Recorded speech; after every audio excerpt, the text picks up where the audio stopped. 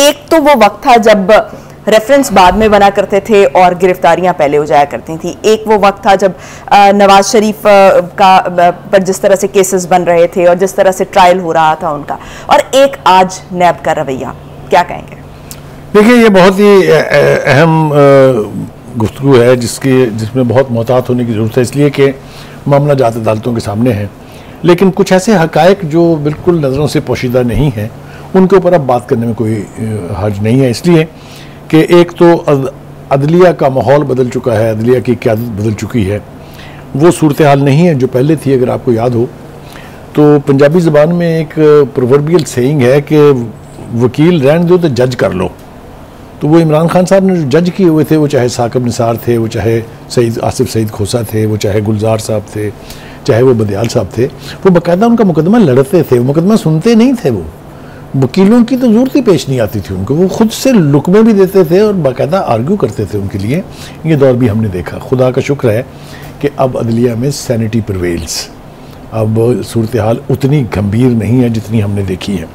दूसरा एक तासुर जो है वो तहरीक इंसाफ की तरफ से भी और उनके सोशल मीडिया हैंडलर्स की तरफ से भी दिया जा रहा है कि जी देखा, वो लेके आए हैं तो देखे किस तरह जल्दी जल्दी रिलीफ मिल रहा है। तो उनको थोड़ी सी तारीख अपने सामने रखनी चाहिए। ये वही मुकदमे हैं ना जिनमें 125 पेशियाँ भुगत चुके हैं नवाज शरीफ साहब इसी जज के सामने अपनी बेटी के साथ। ये हकायक हैं या नहीं है? तो इसलिए ये nothing is coming as a free lunch, ये होता नहीं है। दूसरी बात ये है कि यानी जो बात मैं ख़ास तौर से करना चाहता हूँ वो ये है कि ये भी कहा गया कि जनाब ये भगौड़ा था। ये भगौड़ा कहते हैं किसको हैं? भगौड़ा वो होता है जो कानून से बच के रूपोश हो जाए, चुपके से कहीं निकल जाए। ऐसा तो कुछ नहीं हुआ था। बाकायदा अदालत की तरफ से भी एक बॉन्ड के तहत उनको इजाज़त दी गई थी। उस वक्त के मुल्क के वज़ीर आज़म ने पूरी कौम को ये बावर कराया कि ये शख्स मरने के बिल्कुल करीब है। डॉक्टर यास्मीन राशिद इसमें वो तो हर 2 घंटे के बाद एक हेल्थ बुलेटिन जारी करती थी ना, अगर आपको याद हो तो। फिर इमरान खान साहब ने भी ये बयान अल्लाह वास्ते चैरिटी में नहीं दिया था, उन्होंने अपने फैसल सुल्तान साहब को भेजा। उन्होंने उनके तमाम टेस्ट को रीटेस्ट करवाया और अल्टीमेटली उन्होंने, तो भगौड़ा तो उसको कहते हैं जो कानून को हुडविग करके, कानून को वायलेट करके गया हो। तो मेरे ख्याल से भगौड़े का लफ्ज़ उनके लिए इस्तेमाल करना ठीक नहीं। मैं ये बिल्कुल जस्टिफाई नहीं कर रहा हूँ कि वो 4 साल तक वापस क्यों नहीं आए। वो जाने, उनके डॉक्टर जाने और अदालत जाने, ये उनको उनसे हिसाब लेना है। दूसरी बात ये है कि देखिए ये केसेस बने किस तरह थे। अभी आपने उसकी तरफ हल्का सा इशारा किया। अगर मैं उसकी तफसील में जाऊँ तो पूरे प्रोग्राम का वक्त जो है वो गुजर जाएगा।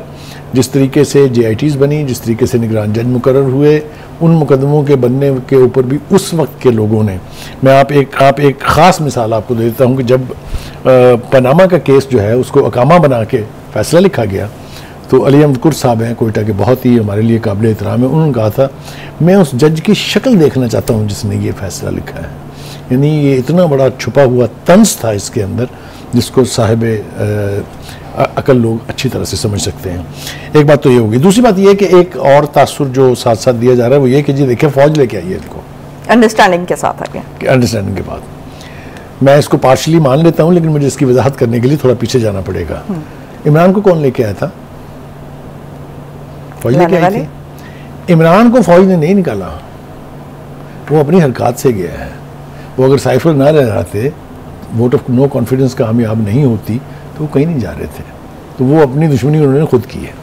दूसरी बात यह है कि इसको नवाज को क्यों लाया जा रहा है? फ़र्ज़ कीजिए हम मान लेते हैं कि जी हाँ जी उनको लाया जा रहा है, इसलिए कि it's a situation where there is no other option. किसी ने तो डिलीवर करना है ना। दुनिया में अब फौजी हुकूमतें प्रवेल भी नहीं करती हैं और उनकी पजीराई भी नहीं होती है। लिहाजा किसी न किसी पॉलिटिकल फसाद की ज़रूरत होती है। यही वजह है कि हमारे यहाँ भी जो सक्सेसिव डिक्टेटर्स रहे उनको अल्टीमेटली अपने गिर्द एक सियासी हिसार बनाना पड़ा। लिहाजा पॉलिटिशियन के अलावा तो कोई डिलीवर नहीं कर सकता। अगर आप ट्रैक रिकॉर्ड देखें तो आपको पता चलेगा कि Nawaz Sharif in all his 3 terms had been an acceptable person in the world. दूसरा ये कि ग्राउंड के ऊपर उनके दौर के मंसूबे और जो लैंडमार्क्स हैं वो भी किसी से पोशीदा नहीं है। लोड शेडिंग, वो मैं उनके पार्टी के वकील की तरह बोलना नहीं चाहता हूँ, लेकिन ये वो रियलिटीज़ हैं जो हमारी आंखों ने, जिस पर आज वो अपना नैरेटिव भी बिल्ड कर रहे हैं कि कारकर्दगी हमारी 2013 से 2018 तक जो रही। जो मेरे ख्याल से सबसे ज़्यादा इस बात पर मोतरज़ है वो है पीपल्स पार्टी। पीपल्स पार्टी के दो जो रहनुमा हैं उनके बयान हमारे सामने हैं। तो बुखारी साहब किसी हद तक वो भी तो ठीक कह रहे हैं। हाँ नहीं, वो किसी हद तक नहीं, बहुत हद तक वो ठीक कह रहे हैं, लेकिन फिर वही सूरत हाल है। देखें ना, अगर आप बलूचिस्तान की हुकूमत किसी के लिए तोड़ दें तो आप ठीक हैं, आप सेनेट के चेयरमैन के इलेक्शन में उस वक्त की अशराफिया या उस वक्त की एस्टेब्लिशमेंट का साथ दें तो वो ठीक है, और कोई दूसरा वो करे तो वो इकदाम गलत हैं। वैसे भी जरदारी साहब को मुफाहमत का बादशाह कहा जाता है, तो मुफाहमत किससे मुफाहमत है? हाँ नहीं, वो जाहिर है, वो आपको पता ही है जिससे मुफाहमत थी, लेकिन फिर भी हम अपने बयान में इनके बयान का तज़किरा ना करें थोड़ी सी ज्यादती होगी। पूरे तो हम नहीं दोहरा सकते, लेकिन दो चार जुमले जो हैं वो बहुत ज़रूरी हैं। तो वो कहते हैं जी कि नवाज शरीफ की सजा मुअत्तलिफ के फैसले अगर ऐसे ही होने हैं तो अदालतों को ताले लगा दें। ये है पीपल्स पार्टी, और उनके जो हसन मुर्जा हैं वो कहते हैं नवाज शरीफ को लाडला प्लस बल्कि इमरान प्लस बनने की मुबारकबाद देते हैं। तो बुखारी साहब, यानी कि हम देख रहे हैं कि पीपल्स पार्टी मद्दे मुकाबल आ चुकी है नून लीग के, और इनमें से एक तो अवाम को तो चूज करना है ना, तो इनमें से आप क्या समझते हैं कि कौन ठीक कह रहा है? देखिए, गुजारिश ये है कि पीपल्स पार्टी और नून लीग रवायती हरीफ है। उन्होंने कोई भी इलेक्शन जो है वो इंतखाबी इत्तेहाद के तहत नहीं लड़ा है। पंजाब में तो बहुत खास तौर से, यानी जो युद्ध पड़ता है जिसको कहते हैं, वो हमेशा पीपल्स पार्टी और नून लीग के रहा है, सिवाय 2018 के इलेक्शन में, जबकि युद्ध तो था उन्हीं के बीच में, लेकिन उनके वोट को कम करने का, जिसको कहते हैं कि जी हमारा मैंडेट चुरा लिया गया, उसके तहत पीटीआई को जितवाया गया। ये भी अब बात कोई राज नहीं है, जो उसके करैक्टर थे वो सारे ये कन्फेशनल स्टेटमेंट्स दे चुके हुए हैं। लिहाजा पीपल्स पार्टी और नून लीग का आमना सामना तो रहेगा, और इस इलेक्शन में ये और ज़्यादा शदीद होगा। कुछ मकामात यानी इलाके ऐसे हैं, खित्ते ऐसे हैं पाकिस्तान के, जिन पर पीपल्स पार्टी को यानी असर रसूख उसका जो है वो बहुत ज़्यादा, सिंध उनका है, पिछले 20-25 सालों से सिंध उनका है। इसी तरीके से उनका दावा है पीपल्स पार्टी का कि जो सदर्न पंजाब है, जनूबी सूबा जिसको हम कहते हैं, उस इलाके में भी उनकी पजीराई बहुत है।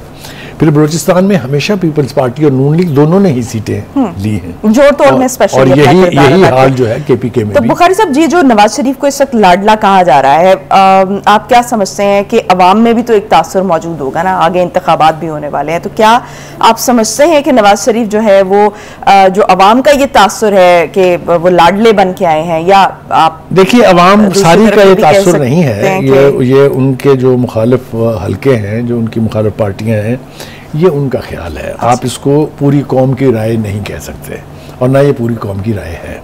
देखिए, उन्हें इस इमेज से भी निकलना होगा, और उसके लिए यही है कि वो इलेक्शन लड़ें, इलेक्शन जीतें, हुकूमत बनाएं, और फिर इंडिपेंडेंट फैसले करें, तभी साबित कर पाएंगे ना वो। तो इलेक्शन होने तक तो ये सारा मामला इसी तरह चलता रहेगा। मेरे ख्याल से नवाज शरीफ साहब को अब चाहिए कि उनको, चूंकि अदालतों से उनकी जान तकरीबन छूट गई है या छूट रही है, उनको अब पार्टी के अमूर की तरफ ज़्यादा फोकस करना चाहिए इलेक्शन से पहले।